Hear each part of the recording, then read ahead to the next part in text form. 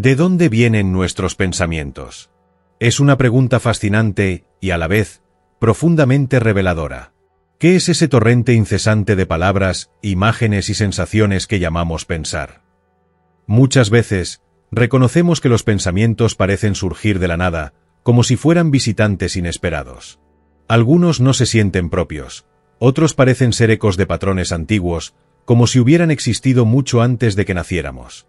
El Buda, en su infinita sabiduría, respondió a una pregunta similar con una parábola. Si te dispararan con una flecha, ¿te detendrías a preguntar de dónde vino, quién la disparó o por qué? ¿O te preocuparías primero por quitarla? Esta enseñanza señala una verdad fundamental. Gran parte del sufrimiento humano proviene de nuestra identificación con la mente y sus pensamientos. Pero antes de desentrañar los misterios de su origen, debemos liberarnos de la flecha del sufrimiento. Esa flecha no es más que el apego y la identificación con los pensamientos que surgen en nuestra mente. El pensamiento como herramienta, no como dueño. Es fundamental recordar que el pensamiento, en esencia, es un instrumento. Así como el fuego puede calentar un hogar o devastarlo por completo, el pensamiento puede ser una herramienta para la creación consciente o una fuente de sufrimiento incontrolado. La diferencia radica en cómo lo usamos y cuánto nos identificamos con él. Por ejemplo, considera una situación cotidiana. Alguien te dice algo que percibes como ofensivo. Inmediatamente, un torrente de pensamientos emerge. ¿Cómo se atreve? Siempre me trata así, no me respetan. Cada pensamiento refuerza el siguiente, creando una espiral de emociones como ira o resentimiento. Si observas cuidadosamente, notarás que lo que realmente ocurrió fue un comentario, una serie de palabras dichas por otra persona. Pero lo que te genera sufrimiento no son esas palabras, sino la historia que tu mente construye alrededor de ellas. Ahora imagina otro escenario. Recibes el mismo comentario, pero en lugar de reaccionar automáticamente, haces una pausa. Observas los pensamientos que surgen, pero no los tomas como una verdad absoluta. Reconoces que esos pensamientos son solo interpretaciones, no la realidad misma. En esa pausa, el poder del pensamiento desaparece y tú permaneces en calma. Esta es la diferencia entre usar el pensamiento como herramienta y ser usado por él. La metáfora de las burbujas es particularmente poderosa. Imagina que estás sentado frente a un lago tranquilo. De repente, el viento comienza a soplar, y pequeñas burbujas aparecen en la superficie. Algunas de estas burbujas son pequeñas y desaparecen rápidamente. Otras crecen y se multiplican. Cada burbuja representa un pensamiento que flota en el vasto océano de la mente colectiva. Por ejemplo, una ligera irritación puede atraer una burbuja más grande. Recuerdos de momentos pasados en los que sentiste lo mismo. De pronto, lo que comenzó como una molestia trivial se convierte en una ola de frustración. Pero estas burbujas, aunque parezcan tener vida propia, no tienen sustancia real. Se disipan en cuanto las dejas de alimentar con tu atención. Es crucial entender que los pensamientos no tienen poder inherente. Su fuerza proviene únicamente de nuestra identificación con ellos. Es como un fuego que arde solo si seguimos añadiendo leña. Cuando dejamos de identificarnos con el pensamiento, cuando lo observamos sin reaccionar, descubrimos que pierde su capacidad de dominarnos. Un ejemplo claro de esto puede verse en la práctica artística. Muchos pintores, escritores o músicos hablan de un estado de flujo en el que sus creaciones parecen surgir de algo más profundo que la mente racional. En esos momentos, el pensamiento está al servicio de la creatividad, guiado por la consciencia, en lugar de ser una fuerza descontrolada. Este estado es posible porque el pensamiento está siendo utilizado como una herramienta, no como un amo. Además, si miramos la historia de la humanidad, encontramos cómo el pensamiento colectivo ha sido una fuerza tanto para el progreso como para la destrucción. Por un lado, ha permitido avances científicos, obras de arte y movimientos sociales que han transformado el mundo. Por otro lado, cuando la mente colectiva se desequilibra, también ha dado lugar a guerras, ideologías opresivas y destrucción. La diferencia siempre radica en si el pensamiento está iluminado por la consciencia o si opera desde patrones automáticos e inconscientes. Entonces, ¿cómo podemos usar el pensamiento conscientemente? El primer paso es el reconocimiento. Cada vez que surge un pensamiento, pregúntate, ¿este pensamiento me sirve o estoy sirviéndole a él? Si no te sirve, simplemente déjalo ir. No necesitas luchar contra él, simplemente observa cómo aparece y desaparece. Por ejemplo, si estás trabajando en un proyecto creativo y surge el pensamiento "no soy lo suficientemente bueno", obsérvalo sin identificarte. Reconoce que este pensamiento es solo un patrón aprendido, no una verdad. Cuando no le das poder, descubres que puedes seguir adelante con tu trabajo sin que ese pensamiento te detenga. La práctica de observar el pensamiento con desapego puede trasladarse a todos los aspectos de tu vida. En una conversación difícil, por ejemplo, notarás cómo la mente intenta guiarte hacia la reactividad. Pero al traer conciencia al momento, puedes responder desde la calma en lugar de reaccionar desde el condicionamiento. Al final, el pensamiento es una herramienta maravillosa.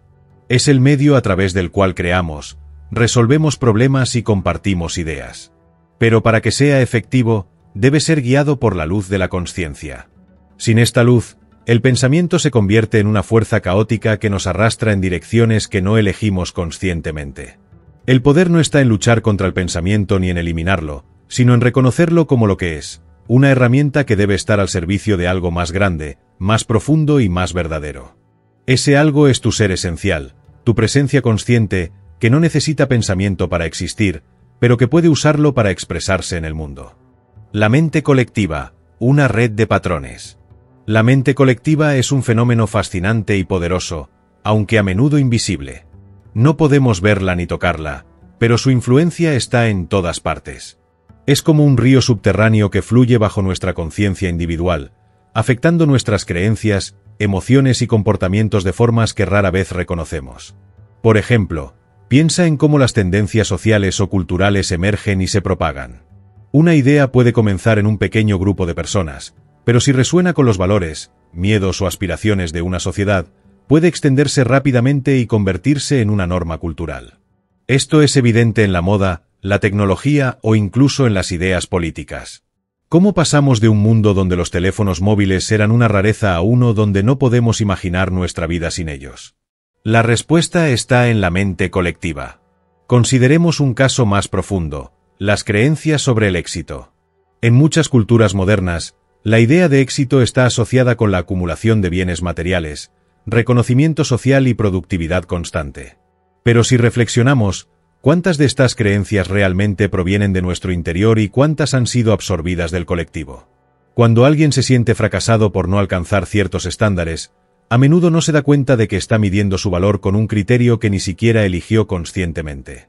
Este es el poder de la mente colectiva. No solo refleja lo que pensamos, sino que moldea lo que creemos que deberíamos pensar. Sin conciencia, quedamos atrapados en patrones que ni siquiera cuestionamos. Un ejemplo más inmediato de la mente colectiva se puede observar en situaciones de crisis. Cuando un evento global ocurre, como una recesión económica, una pandemia o una guerra, no solo afecta a las personas directamente involucradas. Estos eventos generan patrones de pensamiento y emoción que se propagan como ondas en un lago, tocando incluso a quienes no están directamente expuestos. De repente, hay un aumento generalizado de miedo, ansiedad o incertidumbre, como si todos estuviéramos conectados a través de un cable invisible que transmite estas emociones.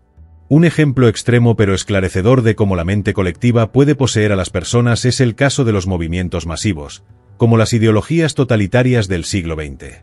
Durante el nazismo en Alemania o el maoísmo en China, millones de personas adoptaron creencias y comportamientos que, desde una perspectiva individual, pueden parecer inconcebibles.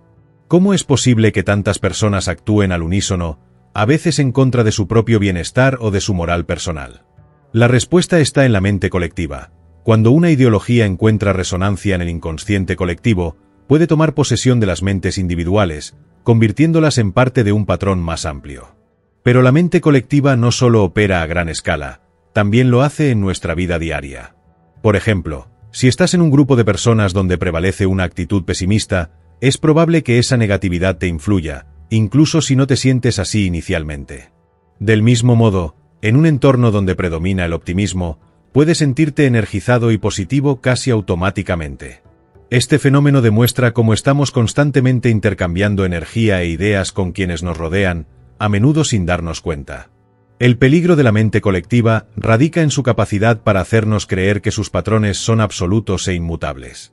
Sin embargo, cuando comenzamos a observar estos patrones con atención, nos damos cuenta de que no tienen sustancia propia, son solo estructuras mentales sostenidas por nuestra atención colectiva. Un ejercicio útil para comprender esto es reflexionar sobre tus creencias más arraigadas. Pregúntate, ¿de dónde provienen estas ideas? ¿Son realmente mías o las heredé de mi entorno cultural, familiar o social? Al hacer esta exploración, puedes descubrir que muchas de tus opiniones y valores no son realmente tuyos, sino el resultado de años de absorción inconsciente de la mente colectiva. Por ejemplo, podrías descubrir que tu ansiedad por no ser lo suficientemente productivo no proviene de una necesidad interna, sino de un entorno cultural que valora la productividad por encima del bienestar. O podrías notar que tus miedos al rechazo no tienen raíces en experiencias reales, sino en un patrón colectivo que asocia el valor personal con la aceptación social. La buena noticia es que la mente colectiva también puede transformarse. Cuando comenzamos a vivir conscientemente, no solo cambiamos nuestra propia relación con los patrones mentales, sino que también influimos en el colectivo. Cada vez que eliges actuar desde la calma, la compasión o la creatividad en lugar del miedo o la reactividad, estás introduciendo una nueva frecuencia en la mente colectiva. Un ejemplo poderoso de esto es el movimiento por la paz encabezado por líderes como Mahatma Gandhi o Martin Luther King Jr. Estas personas no solo transformaron sus propias vidas, también ayudaron a cambiar los patrones colectivos de sus sociedades al actuar desde una conciencia profunda. El impacto de la mente colectiva puede parecer intangible, pero es real. Y lo más importante es que no somos víctimas pasivas de esta red de patrones. Al ser conscientes de ella, podemos elegir qué pensamientos, creencias y emociones dejamos entrar en nuestro espacio interior y cuáles rechazamos. Así, comenzamos a movernos de la inconsciencia a la creación consciente, no solo de nuestra vida individual, sino también del mundo que compartimos. El despertar a la presencia. La verdadera libertad comienza cuando dejamos de identificarnos con el pensamiento. En el momento en que observas un pensamiento sin juzgarlo, sin etiquetarlo como bueno o malo, sin alimentarlo con más energía, algo extraordinario sucede. Te das cuenta de que tú no eres ese pensamiento. Eres el espacio en el que surge. Este espacio es lo que el Buda llamó despertar y lo que en términos modernos podríamos llamar presencia. Es el reconocimiento de que más allá de la mente, hay una dimensión de ser que es eterna, inmutable y profundamente pacífica. La identificación, el velo que oculta la verdad. Cuando estamos atrapados en la identificación con el pensamiento, nuestra percepción de la realidad se distorsiona. Creemos que somos lo que pensamos, y nuestras historias internas comienzan a definirnos. Soy insuficiente, necesito esto para ser feliz, nunca seré capaz de lograrlo. Estas narrativas no son más que formas mentales, pero cuando las adoptamos como si fueran nuestra identidad, nos volvemos prisioneros de ellas.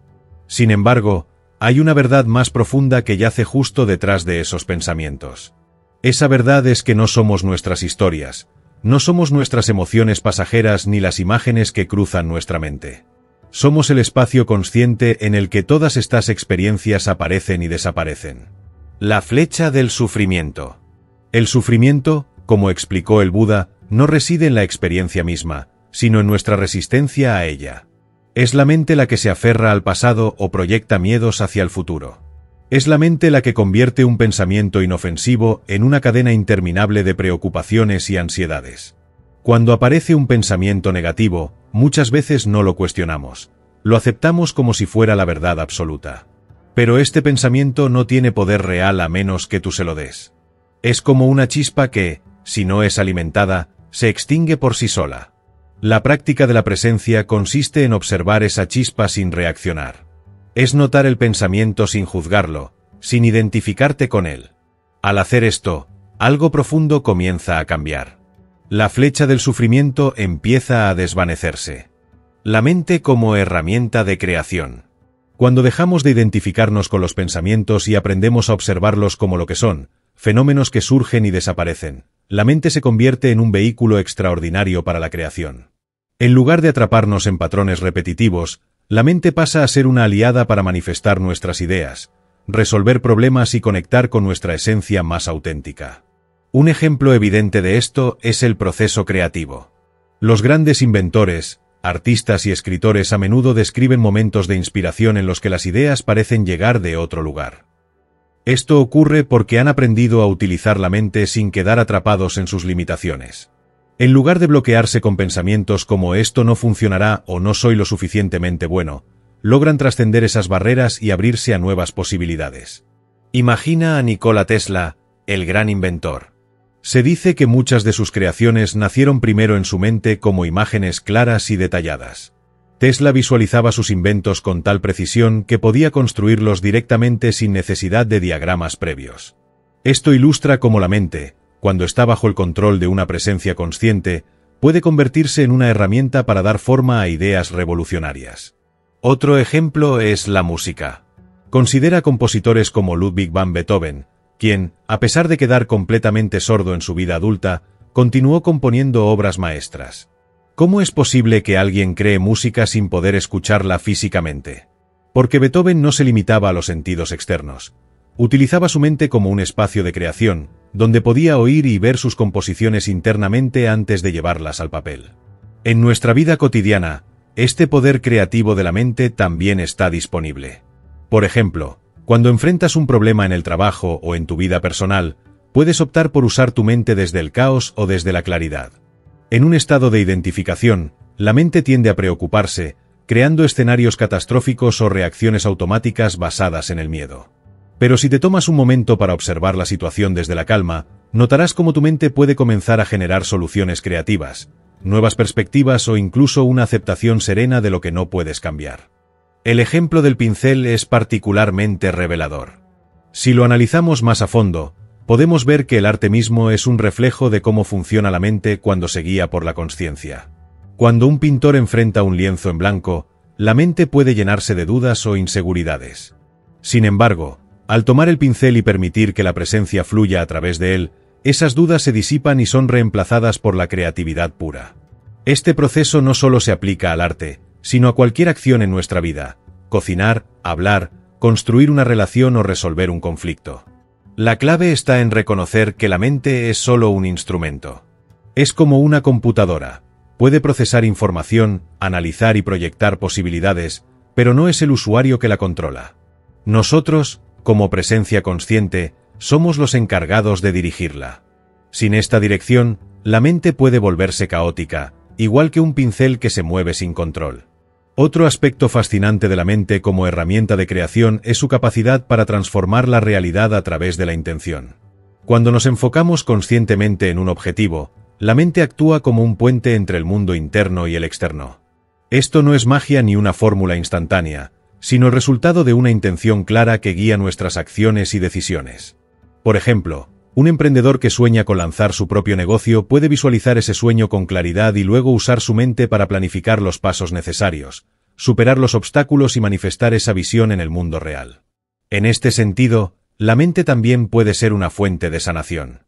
La psicología moderna ha demostrado que los pensamientos tienen un impacto directo en nuestras emociones, nuestras acciones e incluso en nuestra biología. La práctica de la visualización, utilizada en terapias para combatir el estrés o fomentar la recuperación física, es un ejemplo poderoso de cómo dirigir la mente conscientemente puede influir positivamente en nuestra experiencia. Sin embargo, el verdadero poder creativo de la mente no proviene de intentar controlarla obsesivamente, sino de permitir que la presencia guíe su funcionamiento. Este estado se alcanza cuando aprendemos a soltar la identificación con el ego, con el yo que constantemente necesita protegerse, compararse y justificarse. En ese espacio de claridad, la mente se vuelve un canal limpio para la creación, en lugar de un espejo distorsionado de nuestras inseguridades y condicionamientos. En última instancia, la mente puede ser el medio a través del cual expresamos nuestra esencia más profunda en el mundo. Pero para que esto ocurra, debemos mantenernos conscientes de su naturaleza. Cuando observamos los pensamientos con curiosidad y sin juicio, cuando los usamos como herramientas en lugar de permitir que nos usen, nos damos cuenta de que el verdadero poder no está en la mente en sí, sino en nuestra capacidad de habitar el momento presente y dirigir la mente desde ahí. Esto transforma nuestra relación con el pensamiento y con la vida misma. Ya no somos meros receptores pasivos de lo que la mente genera, sino creadores conscientes que utilizan este instrumento para dar forma a una vida más plena, auténtica y significativa. El ego, el falso yo. El ego es una construcción mental que hemos confundido con nuestra identidad. Es esa constante narración interna que nos dice quiénes somos basándose en nuestras experiencias pasadas, logros, fracasos y en cómo creemos que el mundo nos percibe. Sin embargo, Este yo que creemos ser es simplemente una acumulación de pensamientos, creencias y etiquetas que hemos adoptado a lo largo del tiempo. Es como una máscara que llevamos puesta, olvidando que detrás de ella hay una esencia mucho más auténtica y profunda. Imagina que estás en una obra de teatro y durante tanto tiempo, has interpretado a un personaje que olvidaste que no eres realmente ese papel. El ego es ese personaje. Dice, soy un profesional exitoso, soy una persona rechazada, soy mejor que ellos o incluso no soy lo suficientemente bueno. Pero, en realidad, todas estas afirmaciones no son más que historias. Cuando comenzamos a observarlas desde una posición de consciencia, nos damos cuenta de que no definen quiénes somos en nuestro núcleo. Un ejemplo común de cómo opera el ego es el orgullo herido. Piensa en una situación en la que alguien te ha criticado injustamente. El ego se siente atacado y genera una respuesta defensiva. Podrías pasar horas o días pensando en lo ocurrido, ensayando argumentos para demostrar que tienes razón o imaginando cómo ganar en esa interacción. Pero, si te detienes un momento y llevas tu atención al presente, te darás cuenta de que ese conflicto solo existe en tu mente. Es el ego alimentándose de la necesidad de validación y de mantener su versión de la historia intacta.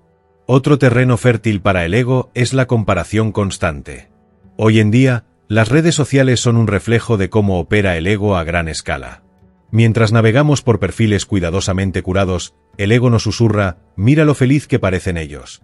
¿Por qué no tengo lo que ellos tienen? O incluso yo estoy haciendo las cosas mejor que ellos.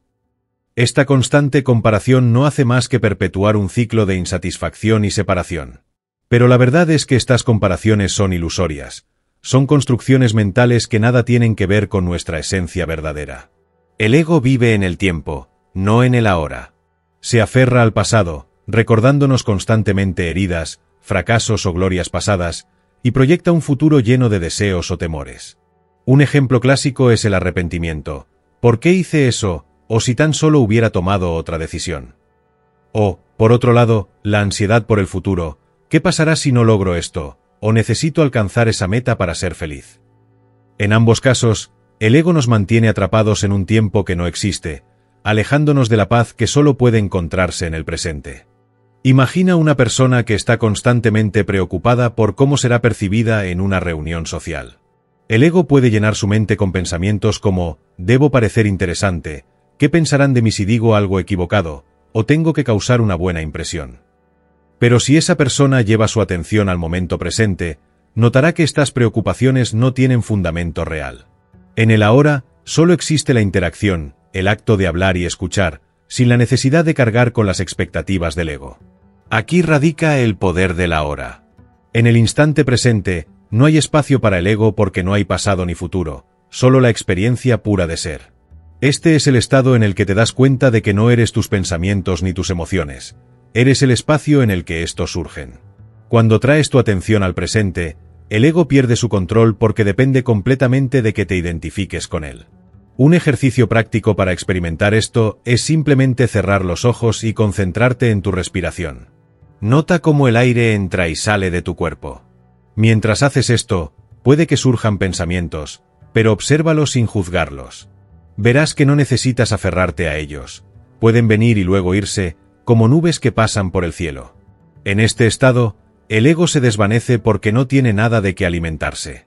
Otro ejemplo poderoso es el de los niños pequeños. Observa cómo un niño juega con total inmersión en el momento presente. No está pensando en cómo será juzgado o recordando algo que sucedió ayer. Está completamente conectado con lo que está haciendo. En ese estado de presencia, no hay ego. Por eso los niños emanan una alegría tan pura. Están en contacto directo con su ser esencial. Al comprender la naturaleza del ego, podemos empezar a liberarnos de su control.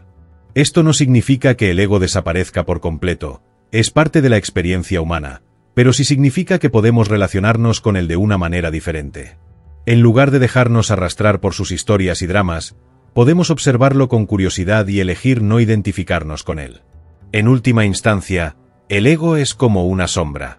Parece tener forma y sustancia, pero si lo observas de cerca, te darás cuenta de que no tiene existencia propia. Solo puede vivir mientras le demos atención. Y cuando dejamos de alimentarlo, lo que queda es un profundo sentido de ser, un estado de paz y plenitud que no depende de logros, comparaciones ni validaciones externas. Es ahí donde encontramos nuestra verdadera libertad. La práctica de la presencia. La meditación no se trata solo de sentarse en silencio. Es una forma de recordar quién eres realmente. Cuando te sientas a meditar, simplemente observa. Observa tus pensamientos, tus emociones, las sensaciones en tu cuerpo. No intentes cambiarlos, no intentes controlarlos. Solo sé el testigo. En este acto de observación, comienzas a notar una separación entre tú y lo que estás observando. Descubres que no eres tus pensamientos, sino el testigo silencioso detrás de ellos. Este descubrimiento es la puerta al despertar. El impacto de la consciencia colectiva. Cuando despiertas, no solo transformas tu propia vida, sino que también contribuyes al despertar colectivo de la humanidad. La mente colectiva, ese vasto océano de pensamientos y emociones compartidos, es influenciada por cada momento de presencia que experimentas. Cada vez que eliges responder desde la calma en lugar de reaccionar desde el miedo, estás creando un nuevo patrón en la mente colectiva. Cada vez que reconoces un pensamiento negativo sin identificarte con él, estás debilitando el poder de esos patrones en la humanidad. La transformación personal y colectiva están profundamente entrelazadas. Al sanar tu mente, ayudas a sanar la mente del mundo. El silencio como puerta de entrada. El silencio es donde todo comienza y termina. Es el espacio donde surge el pensamiento y donde se disuelve. Cuando te sumerges en el silencio, comienzas a experimentar la profundidad del ser, esa dimensión que no puede ser capturada por palabras.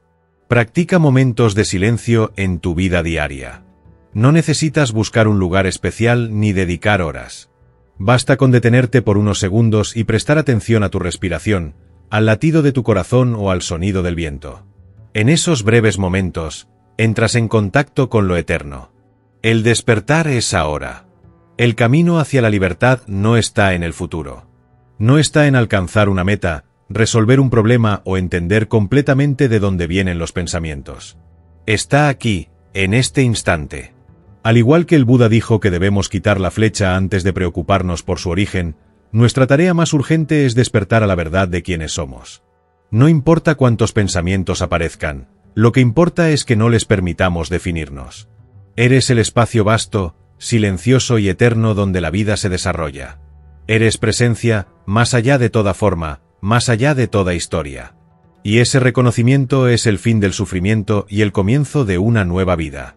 Gracias por acompañarme en este viaje hacia una mayor consciencia y comprensión de nuestra verdadera esencia.